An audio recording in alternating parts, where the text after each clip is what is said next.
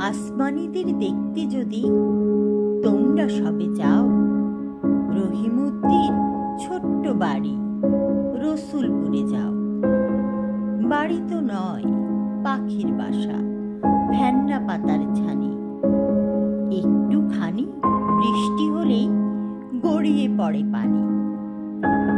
একটুখানি হাওয়া দিলেই ঘর নড়বড় করে। তারি তলে আসমানীরা থাকে বছর ভরে।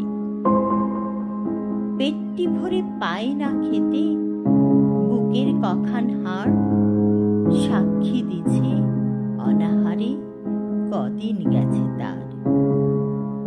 মিষ্টি তাহার মুখটি হতে হাসির প্রদীপ রাশি থাপ্পড়েতে নিভিয়ে দিছে দারুণ অভাব আসি। পরনে তার শতেক তালির শতেক ছেঁড়া বাঁশ, সোনালি তার গা বরণের করছে উপহাস। ভোমর কালো চোখ দুটিতে নাই কৌতুক হাসি, সেখান দিয়ে গড়িয়ে পড়ে অশ্রু রাশি রাশি। বাঁশির মতো সুরটি গলায় ক্ষয় হলো তাই কেঁদে। হয়নি সুযোগ লয় যে শিশুর গানের সুরে বেঁধে।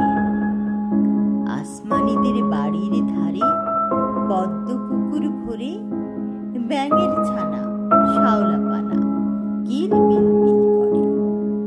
ম্যালেরিয়ার মশক সেথা বিষ গুলিছে জলে, সেই জলেতে রান্না খাওয়া আসমানীদের চলে।